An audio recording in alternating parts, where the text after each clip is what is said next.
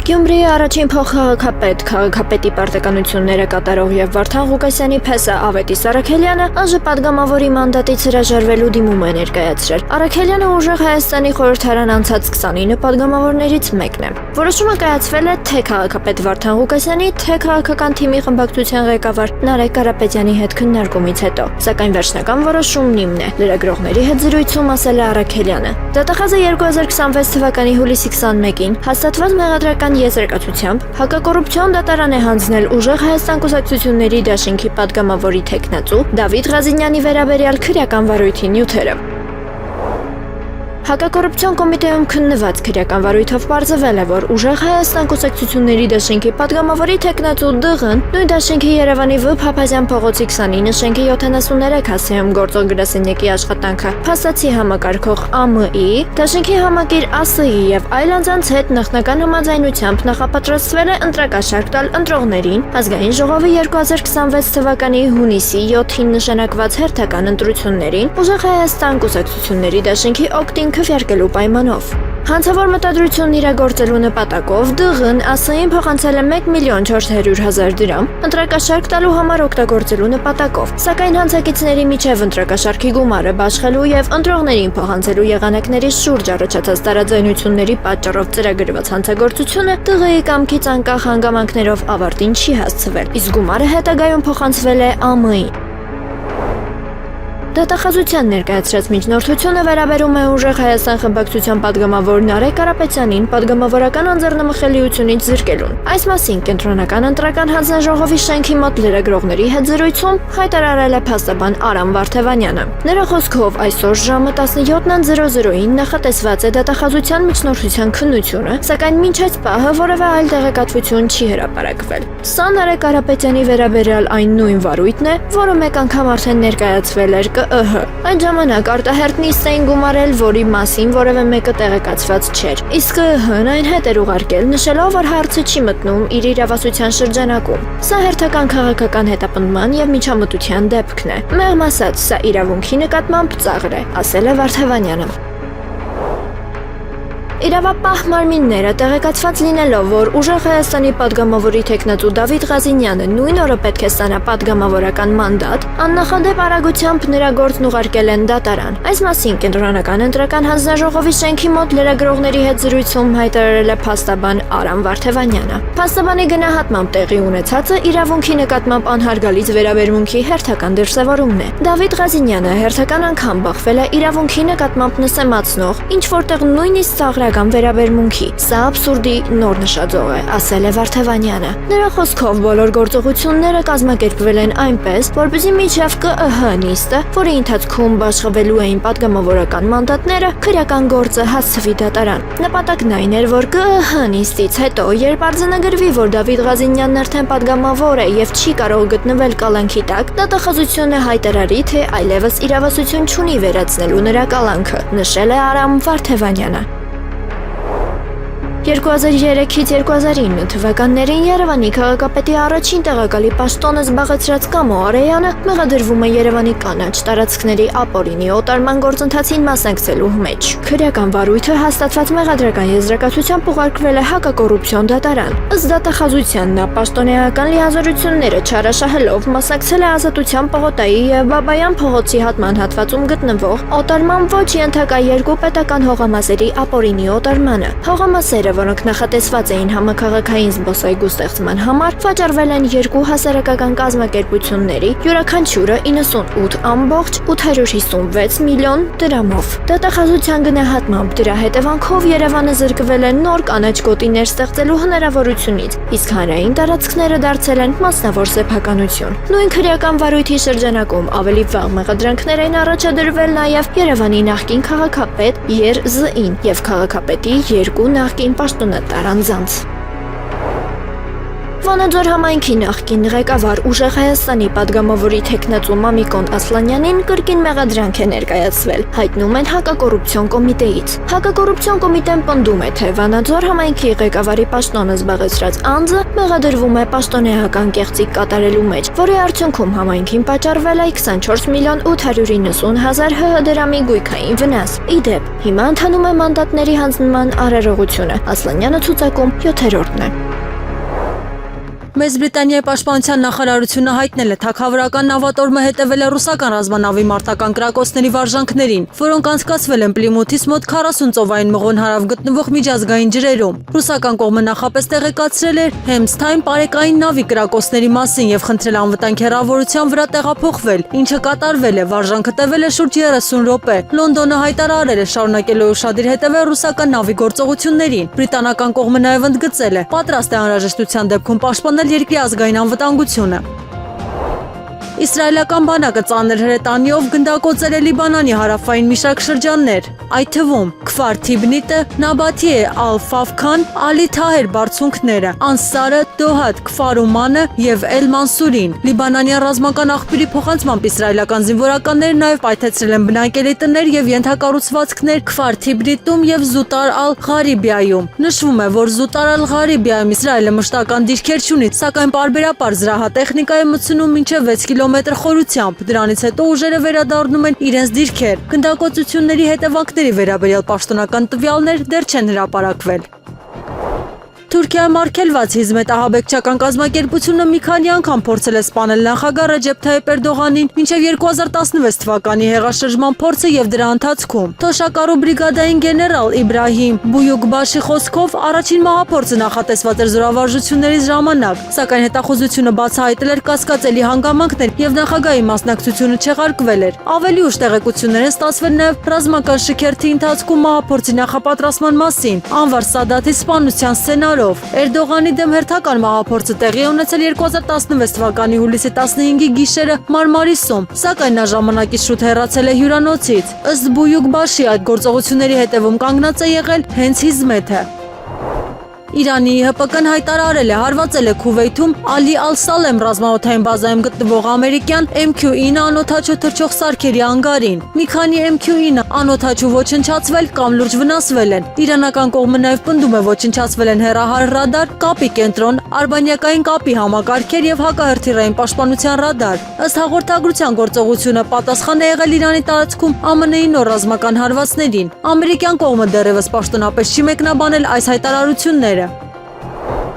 Wall Street Journal-ը հաղորդում է, ԱՄՆ-ն դժվարանում է պաշտպանել Մերձավոր Արևելքում տեղակայված շուրջ 50,000 զինծառայողներին Իրանի հրթիռային եւ անօդաչու սպառնալիքներից։ Հուլիսի 18-ին հրամանատարությունը հայտնել էր Հորդանանում իրանական հարձակման հետևանքով 2 ամերիկացի զինծառայողի մահվան մասին։ ԱՄՆ պաշտոնյաների խոսքով այդ հարվածը 3 առանձին հրթիռային գրոհներից մեկն էր, որոնք իրականացվել էին 1 օրվա ընթացքում։ Թերթը նշում է, մի քանի հրթիռներ կարողացել են հաղթահարել ամերիկյան հակաօդային պաշտպանության համակարգերը։ Ըստ պարբերականի սա ցույց է տալիս, թե որքան բարդ է պաշտպանել տարածաշրջանում տեղակայված ամերիկյան ուժերը Իրանի շարունակվող ռազմական հնարավորությունների պայմաններում։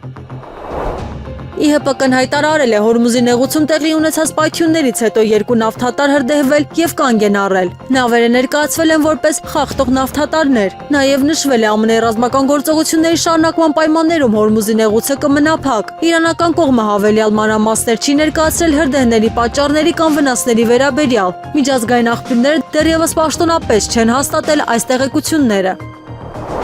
Դմիտրի Պեսկովը հայտարարել է Մոսկվան որևէ ակնկալիք չունի Մեծ Բրիտանիայի հետ հարաբերությունների բարելավման վերաբերյալ։ Նրա խոսքով Էնդրի Բըրնհեմի վարչապետ դառնալը չի փոխում Ռուսաստանի գնահատականը երկկողմ հարաբերությունների հեռանկարների մասին։ Լրագրողների հարցին արդյոք Կրեմլը հույս ունի նոր կառավարության հետ հարաբերությունների փոփոխություն, Պեսկովը կարճ պատասխանել է. ոչ, մենք նման հույսեր չունենք։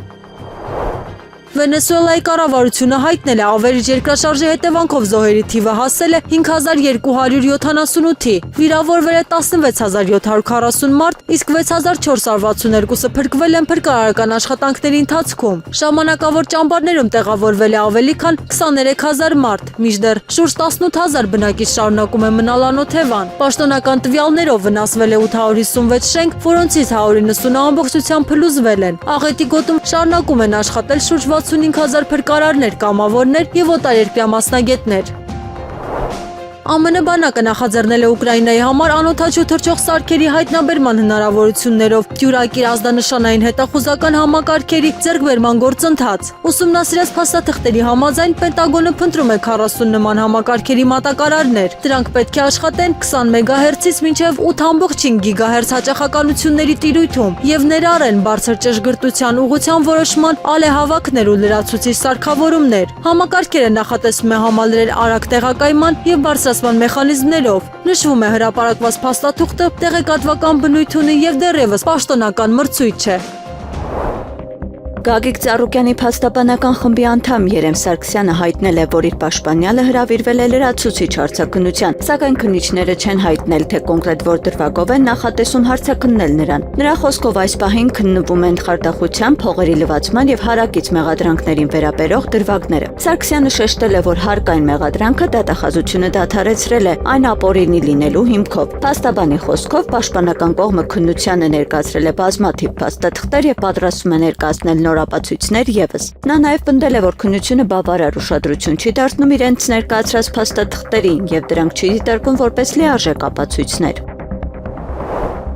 Ադրբեջանի միջազգային ճանապարհային փոխադրողների ասոցիացիայի գլխավոր քարտուղար Քանան Գուրբանովը հայտարարել է, որ Զանգեզուրի միջանցքի գործարկումը զգալիորեն կկրճատի Եվրոպա բեռնափոխադրումների հեռավորությունն ու ծախսերը։ Նրա խոսքով նոր երթուղին նաև կնվազեցնի սահմանային անցումների թիվը, ինչը կդարձնի բեռնափոխադրումները ավելի արագ եւ արդյունավետ։ Գուրբանովը նշել է, որ առաջնահերթություններից մեկը կլինի սահմանային ընթացակարգերի առավելագույն բարձրացումն ու թվայնացումը։ Նա նաև ընդգծել է, որ նախատեսվում է ինտեգրել այլ միջազգային տրանսպորտային միջանցքներում կիրառվող նոր արարական լուծումները։ Կառավարության դիմաց բողոքի ակցիա իրականացնող ձկնաբույսները հայտարարել են, որ արդեն 3 ամիս է գտնվում են ծանր ֆինանսական ճգնաժամի մեջ եւ իշխանություններից ստանում են միայն խոստումներ։ Նրանց խոսքով յուրաքանչյուր անգամ հերթական բողոքի ակցիայից առաջ առաջարկվում է հանդիպում, սակայն խնդիրը չի լուծվում։ Ակցիայի մասնակիցներից մեկը հայտարարել է, որ անհրաժեշտության դեպքում պատրաստ են 1 ամիս եւ ավել ապրել կառավարության շենքի դիմաց, տեղադրելով վրաններ եւ նույնիսկ ձուկ տեղափոխել բեռնատարներով։ Նա նշել է, որ այլևս վստահություն չունեն իշխանությունների խոստումների նկատմամբ եւ պահանջում են հստակ լուծումներ։ Էկոնոմիկայի նախարար Գևորգ Պապոյանը հայտնել է, որ հունիսի 1-ից հուլիսի 19-ը Հայաստանից արտահանվել է 7654 տոննա ծիրան, ինչը համարժեք է ավելի քան 380 խոշոր բեռնատարի բեռի։ Նրա խոսքով հայկական ծիրանի արտահանման աշխարհագրությունը լայն է, սակայն այդ ցանկում Իսպանիան եւ Պորտուգալիան ներառված չեն։ Նախարարը նաեւ արձագանքել են դիմադիր մամուլի հրապարակումներին հեգնական ձևով առաջարկելով այսօր էլ մեկ մեքենա դեպի Պորտուգալիա արտահանված ծիրան փչացնել։ Պապոյանի խոսքով արտահանման պաշտոնական տվյալները փաստում են հայկական գյուղմթերքի ակտիվ արտահանումը տարբեր երկրներ։ Նա ընդգծել է, որ ոլորտի ցուցանիշները շարունակաբար հրապարակվում են պաշտոնական վիճակագրությամբ։ Երևան կենտրոն ՔԿՀ-ից հղած ուղերձում Գագիկ Ծառուկյանը հայտարարել է, որ իր ամբողջ կյանքը կապված է ստեղծելու եւ կառուցելու հետ եւ նույնիսկ ներկայիս իրավիճակը չի փոխելու այդ համոզմունքը։ Նա նշել է, որ երբեք չի զղջացել իր կատարած աշխատանքի համար եւ շարունակելու է կառուցել հենց Հայաստանում։ Ծառուկյանի խոսքով տարիների ընթացքում իր նախաձեռնությամբ կառուցվել կամ վերակառուցվել են գործարաններ, հյուրանոցներ, ճանապարհներ, մարզական համալիրներ, կրթական հաստատություններ եւ այժմ կառուցվում է նաեւ Քրիստոսի արձանը։ Նա նաեւ հայտնել է, որ արտերկրի հեղինակավոր համալսարաններից մեկի ներկայացուցիչները առաջարկել են Հայաստանում բացել իրենց մասնաճյուղը եւ կոչ է արել շարունակել այդ նախագծի իրականացումը։ ԱՄՆ նախագահ Դոնալդ Թրամփը հայտարարել է Իսրայելի վարչապետ Բենյամին Նեթանյահուն որևէ հանգամանքներում չի ձերբակալվի Միացյալ Նահանգներում գտնվելու ընթացքում։ Նրա խոսքով Նեթանյահուն պայքարում է Իրանի դեմ, իսկ պատասխանատվությունը պետք է կրեն այն մարդիկ, ովքեր Իրանը ներքաշել են պատերազմի եւ բռնության մեջ։ Թրամփը նաեւ նշել է նախորդ նախագահները տարիներ առաջ պետք է զբաղվեին այս հարցով։ Հայտարարությունը հնչել է այն բանից հետո, երբ Նյու Յորքի քաղաքապետ Զոհրան Մամդանին չէր բացառել Նեթանյահուի հնարավոր ձերբակալությունը ՄԱԿ-ի գլխավոր ասամբլեայի ժամանակ քաղաք այցելելու դեպքում։ Աքսիոսի տեղեկություններով Կատարը, Եգիպտոսը, Պակիստանը եւ մի շարք այլ միջնորդ երկրներ ԱՄՆ-ին եւ Իրանին ներկայացրել են 10-օրյա հրադադարի առաջարկ։ Դոնալդ Թրամփի վարչակազմը քննարկում այդ նախաձեռնությունը եւ Իսրայելին կոչ է արել չձեռնարկել քայլեր, որոնք կխոչընդոտեն դիվանագիտական գործընթացին։ Միաժամանակ ԱՄՆ-ն շարունակում է ուժեղացնել ռազմական ներկայությունը տարածաշրջանում, պատրաստվելով նաեւ բանակցությունների ձախողման տարբերակին։ Եթե հրադադարը հաստատվի, կողմերը կսկսեն բանակցություններ Հորմուզի նեղուցով նավագնացության երկարաժամկետ կարգավորման շուրջ։ Քննարկվում են նաեւ անվտանգության վճարներ եւ միջազգային հիմնադրամի ստեղծման տարբերակներ։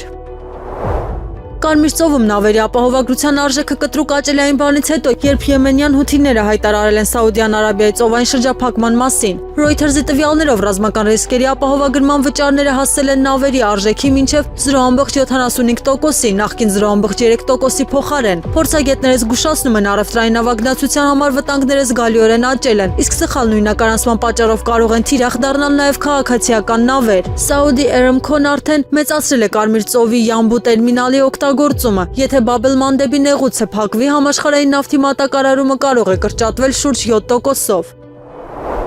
CNN-ի հրատարակած տեղեկության համաձայն Իրանի դեմ պատերազմն ԱՄՆ-ում դարձել է գրեթե նույնքան անժողովրդավարական, որքան Իրաքի և Վիետնամի պատերազմները, սակայն շատ ավելի արագ։ Washington Post-ի հարցմամբ ամերիկացիների 68%-ը կարծում է պատերազմ չարժե վարել։ Մյուս հարցումները ևս ցույց են տալիս հակամարտության աջակցությունը պատմականորեն արագ նվազել է։ Միևնույն ժամանակ ամերիկացիների մեծ մասը շարունակում է տնտեսությունը համարել երկրի գլխավոր խնդիր, իսկ պատերազմը դեռ առաջնային թեմա չի դարձել ներքաղաքական օրակարգում։ Վերլուծաբանները նշում են հակամարտության տնտեսական հետևանքները կարող են ազդել Թրամփի քաղաքական դիրքերի վրա։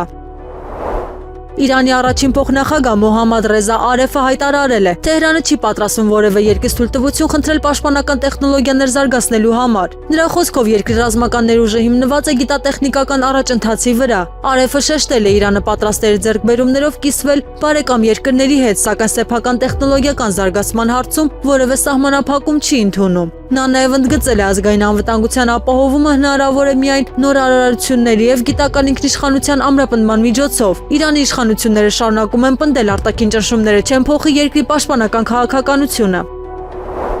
ԱՄՆ նախագահ Դոնալդ Թրամփը լրացուցիչ 50% ներմուծման մաքսատուրք է սահմանել կանադական արտադրանքի լայն շրջանակի վրա։ Սպիտակ տան հայտարարության համաձայն որոշումը պայմանավորված է Կանադայի կողմից ամերիկյան ապրանքների նկատմամբ իրականացվող խտրական քաղաքականությամբ։ Նոր մաքսատուրքերը կվերաբերեն գինուն, հոկեյի մահակներին, ցեմենտին եւ մի շարք այլ ապրանքներին, սակայն չեն տարածվի էներգակիրների, կալիումի, ծովամթերքի եւ ռազմավարական հանքանյութերի վրա։ Փաստաթղթի համաձայն սահմանափակումները ուժի մեջ կմտնեն նախագահի հրամանագրի ստորագրումից 30 օր անց։ Վաշինգտոնը հայտարարել է, այս քայլը պատասխան է Կանադայի տնտեսական քաղաքականությանը։ Իրանի Իսլամական հեղափոխության պահապանների կորպուսը հայտարարել է Բահրեյնում հրթիռային հարված է հասցրել ամերիկյան Amazon ընկերության տվյալների կենտրոնին։ ԻՀՊԿ-ի պնդմամբ գործողությունը պատասխան է ԱՄՆ-ի կողմից Դարհովեյն ատոմակայանի վրա իրականացված հարվածին։ Հայտարարության մեջ նշվում է մի քանի թևավոր հրթիռներով ոչնչացվել է տվյալների կենտրոնի ենթակառուցվածքը։ Ավելի վաղ Իրանի ատոմային էներգիայի կազմակերպությունը հայտնել էր, կառուցվող Դահրովեյն ԱԵԿ-ը ենթարկվել էր ամերիկյան հարվածների։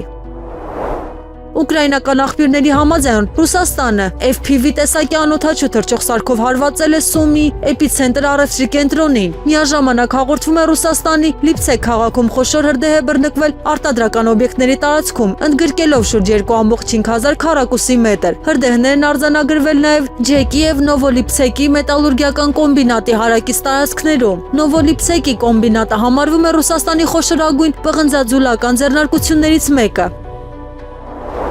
Ստամբուլի Սև ծովի ափին հայտնաբերվել են պատյուցիկ նյութեր տեղափոխող անօդաչու թռչող սարքի բեկորներ, որոնք ոչնչացվել են ռումբերի վնասազերծման մասնագետների կողմից։ Տեղի բնակիչները կասկածելի առարկան նկատել են Ալվանուտքյո եւ Օրմանլը շրջանների միջև ընկած լողափում եւ անմիջապես ահազանգել իշխանություններին։ Դեպքի վայրեն ժամանել ափամերձ պահպանության, սուզորդական ռումբերի վնասազերծման ստորաբաժանումները։ Նախնական գնահատման բեկորները կարող են պատկանել կամիկացե հարձակողական անօդաչու թռչող սարքի, որը վթարի է ենթարկվել։ Դեպքի հանգամանքները շարունակվում են պարզվել։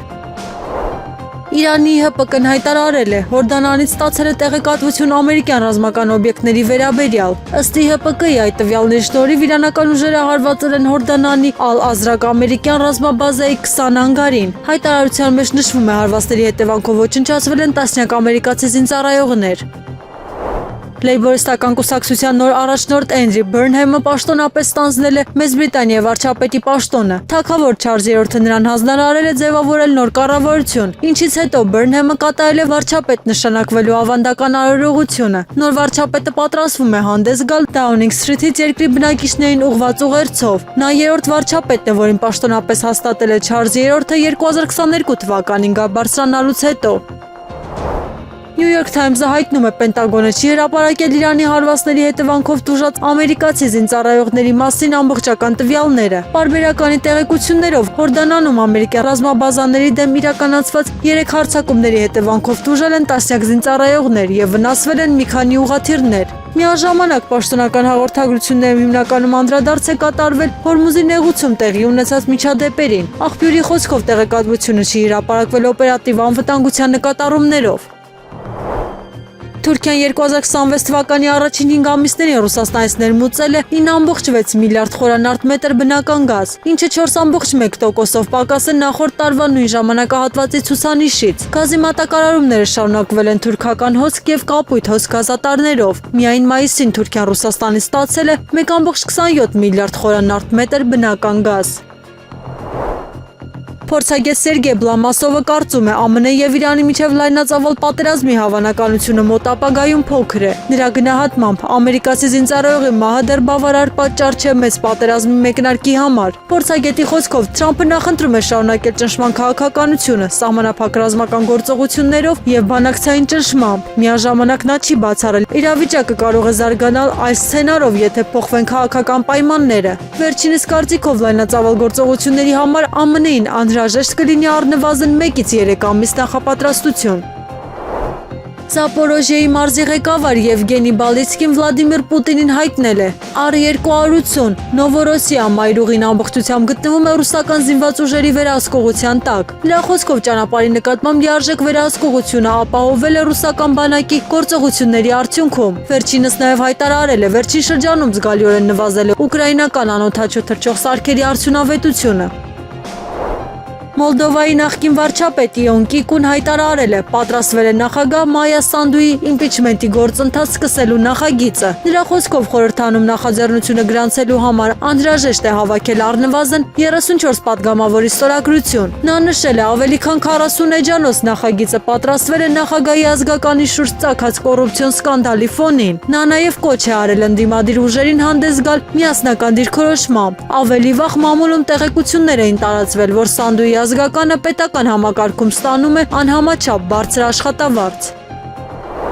Ուկրաինայի ընդդիմադիր քաղաքական գործիչ Վիկտոր Մեդվեդչուկը հայտարարել է. Գերմանիայի կանցլեր Ֆրիդրիխ Մերցը երկրի տնտեսական խնդիրները փորձում է լուծել Ռուսաստանի հետ առճակատման միջոցով։ Նրա խոսքով Բերլինը մեծացնում է ռազմաարդյունաբերական համալիրի դերը, միաժամանակ կրճատելով քաղաքացիական արտադրության ծավալները։ Մեդվեդչուկը համոզված է նման քաղաքականությունը չի կարող ապահովել տնտեսական վերականգնում։ Նա նաև կոչ է արել Մերցին ուսումնասիրել պատմությունը, հիշեցնելով նման քաղաքականության նախկին հետևանքները։ 44-օրյա պատերազմի ժամանակ անհայտ կորած զինծառայողների հարազատները կառավարության շենքի դիմաց հայտարարել են, որ եթե մինչև հաջորդ երկուշաբթի իշխանություններից նոր տեղեկություններ չստանան, սպիտակ դրոշներով կուղևորվեն դեպի Հակարիի կամուրջ բանակցելու նպատակով։ Նրանց խոսքով չեն պատրաստվում հանձնվել, այլ ցանկանում են քննարկել եւ փորձել որևէ տեղեկություն ստանալ իրենց հարազատների ճակատագրերի վերաբերյալ։ Ակցիայի մասնակիցները պահանջում են հրապարակել պատերազմի հանգամանքներն ուսումնասիրող քննիչ հանձնաժողովի ամբողջական զեկույցը եւ բացահայտել տեղի ունեցածը։ Ծնողները նշել են, որ այլևս հույս չեն կապում իշխանությունների հետ եւ պատրաստ են սեփական ուժերով պայքարել իրենց երեխաների ճակատագրի համար։ Նրանք հայտարարել են, որ իրենց պահանջը քաղաքական չէ եւ որևէ այլ նպատակ չի հետապնդում, քան անհայտ կորածների մասին ճշմարտությունն իմանալը։ Քննչական կոմիտեն հայտարարել է, որ ավարտվել է Գյումրիի Սևբերտ ամրոցի օտարման գործով նախաձեռնված քրեական վարույթի նախաքննությունը։ Քննությամբ պարզվել է, որ 2025 թվականին Պաշտպանության նախկին նախարար Սերժ Սարգսյանը Սևբերտ ամրոցն ու դրա հարակից հողատարածքում ուղղակի վաճառքով օտարել է ֆիզիկական անձի։ Քննչական կոմիտեի գնահատմամբ այդ գործողության հետևանքով պետությունը կորցրել է հանրապետական նշանակության պատմամշակութային հուշարձանի նկատմամբ սեփականության իրավունքը։ Սերժ Սարգսյանի նկատմամբ հարուցվել է հանրային քրեական հետապնդում պաշտոնեական լիազորությունները չարաշահելու հոդվածով, որն ազգուշությամբ առաջացրել է ծանր հետևանքներ։ Քրեական վարույթը մեղադրական եզրակացությամբ ուղարկվել է հսկող դատախազին, իսկ քննչական կոմիտեն հիշեցրել է անմեղության կանխավարկածի մասին։ Այսօր ԵՄ տեղեկություններով հարկային մարմինները ստուգումներ են իրականացնում Գագիկ Ծառուկյանի ընտանիքին պատկանող Արինջ մոլ առևտրային կենտրոնում։ Առևտրականները հայտնել են, որ ստուգումները շարունակվում են առավոտից, ինչի հետևանքով չեն կարողանում բնականոն առևտուր իրականացնել։ Նրանց խոսքով չի բացառվում, որ առևտրի կենտրոնը կկապարակնքվի։ Պետական եկամուտների կոմիտեն էլ մեկնաբանելով իրավիճակը նշել է, որ ստուգումների վերաբերյալ ամբողջ տեղեկատվությունը հրապարակվում է պաշտոնական կայքում։ Հիշեցվում է, որ ավելի վաղ խոզարկություններից հետո Ծառուկյանին առնչվող մի շարք ընկերություններ արդեն կապարակնքվել են, իսկ նրանց աշխատակիցները վերջին օրերին բողոքի ակցիաներ են իրականացրել, պահանջելով վերականգնել ձեռնարկությունների աշխատանքները։ Բաքվում ապօրինի պահվող Դավիթ Մանուկյանը հրապարակային ուղերձով դիմել է ՀՀ վարչապետ Նիկոլ Փաշինյանին։ Նա նշել է, որ Բաքվում ընթացող դատավարությունը վերաբերվում է ոչ միայն 15 հայ գերիներին, այլև ամբողջ հայ ժողովրդի պատմությանն ու պետականությանը։ Մանուկյանը կոչ է արել վարչապետին հրապարակայնորեն արձագանքել Ադրբեջանի կողմից ներկայացված մեղադրանքներին, որոնք վերաբերում են 2020 թվականի պատերազմի նախապատրաստմանը։ Նրա խոսքով լռությունը կարող է ընկալվել որպես համաձայնություն այդ մեղադրանքների հետ։ Ուղերձում նա նաև հայտարարել է, որ հայ գերիները չեն զգում Հայաստանի պետության աջակցությունը։ Հայաստանի պատվիրակությունը մասնակցել է Կորեայի Հանրապետության Բուսան քաղաքում անցկացվող ՅՈՒՆԵՍԿՕ-ի համաշխարհային ժառանգության կոմիտեի 48-րդ նստաշրջանին։ Քննարկումների ընթացքում ՅՈՒՆԵՍԿՕ-ում ՀՀ մշտական ներկայացուցիչ Արամ Հակոբյանը հայտարարել է, որ Հայաստանը առաջին անգամ լինելով կոմիտեի անդամ պատրաստական է սերտ համագործակցել բոլոր շահագրգիռ կողմերի հետ 1972 թվականի համաշխարհային մշակութային եւ բնական ժառանգության պաշտպանության մասին կոնվենցիայի արդյունավետ կիրառման նպատակով։ Նա բարձր է գնահատել Համաշխարհային ժառանգության կենտրոնի գործունեությունը հատկապես թեր ներկայացված պետություններին ցուցաբերվող աջակցության ուղղությամբ։ Հակոբյանը կարևորել է նաև կենտրոնի կարողությունների շարունակական ամրապնդումը մշակութային եւ բնական ժառանգության պահպանության միջազգային ջանքերն առավել արդյունավետ դարձնելու համար։ Լոռու մարզի Շիրակամուտ բնակավայրում ողբերգական դեպք է տեղի ունեցել, որտեղ գետալճակում ջրահեղձ է եղել 43-ամյա տղամարդ։ Ահազանգից հետո դեպքի վայր են ժամանել ոստիկանության, փրկարար ծառայության եւ հատուկ ջրափրկարարական ջոկատի ուժերը։ Ջրասուզեկ Վահե Մելքոնյանը մոտ 1 ժամ տևած որոնողական աշխատանքներից հետո հայտնաբերել եւ ջրից դուրս է բերել Լոռու մարզի բնակիչ Վաչագան Հ-ի մարմինը։ Դեպքի վայրում աշխատել են նաեւ ՀՀ քննչական կոմիտեի Լոռու մարզային քննչական վարչության ներկայացուցիչները։ Դեպքի փաստով Սպիտակի քննչական բաժնում նախաձեռնվել է քրեական վարույթ, որի շրջանակում պարզվում են ողբերգության բոլոր հանգամանքները։ Նյու Յորքի քաղաքապետ Զոհրան Մամդանին հայտարարել է, քաղաքապետարանի իրավաբանական բաժինը շարունակում է ուսումնասիրել Իսրայելի վարչապետ Բենյամին Նեթանյահուի հնարավոր ձերբակալության հարցը, եթե նա սեպտեմբերին այցելի քաղաք մասնակցելու ՄԱԿ-ի գլխավոր ասամբլեային։ Մամդանին հիշեցրել է նախընտրական շրջանում եւս խոստացել էր հետամուտ լինել այդ հարցին, նշելով իր կարծիքով Նեթանյահուի տեղը ՀԱԱԳ-ում է։ Նա ընդգծել է քաղաքային իշխանությունները կգործեն բացառապես օրենքի շրջանակում, իսկ իրավական հնարավորությունների քննարկումները դեռ շարունակվում են։ Միջազգային քրեական դատարանը 2024 թվականին Նեթանյահուի նկատմամբ ձերբակալության օրդեր էր տվել պատերազմական հանցագործությունների մեղադրանքով։ ԱՄՆ պետքարտուղար Մարկո Ռուբիոն հայտարարել է, Պարսից ծոցի մի շարք երկրներ խոստացել են ներդրումներ կատարել Միացյալ Նահանգներում, Հորմուզի նեղուցով անվտանգ նավարկությունն ապահովելու դիմաց։ Նրա խոսքով Վաշինգտոնը շարունակելու է պաշտպանել միջազգային նավագնացությունը, սակայն մյուս երկրներն էլ պետք է մասնակցեն այդ ծախսերին, ֆինանսավորմամբ կամ այլ ռեսուրսներով։ Ռուբիոն նշել է, որոշ ներդրումային պարտավորություններ արդեն ստանձվել են, իսկ մյուսները դեռ քննարկման փուլում են։ Նա ընդգծել է, տարածաշրջանի երկրների տնտեսությունները կախված են նավթի եւ գազի անվտանգ արտահանումից։ Ուկրաինական անօդաչու թռչող սարքերը զանգվածային հարձակում են իրականացել Մոսկվայի մարզի ուղղությամբ։ Մոսկվայի քաղաքապետ Սերգեյ Սոբյանինի տվյալներով մայրաքաղաքի ուղղությամբ թռչել է ավելի քան 400 ԱԹՍ, որոնցից 85-ը խոցվել են Մոսկվային մոտենալիս։ Մոսկվայի մարզի նահանգապետ Անդրեյ Վոլոբյովը հայտնել է, վնասվել են բնակելի տներ, մեքենաներ եւ մի շարք ենթակառուցվածքային օբյեկտներ։ Տեղական աղբյուրների տեղեկություններով հարվածների հետևանքով հրդեհներ են բռնկվել նաեւ նավթամբարում եւ արդյունաբերական համալիրում։ Հարձակման հետևանքով կան վիրավորներ, իսկ դեպքերի հանգամանքները շարունակվում են ճշտվել։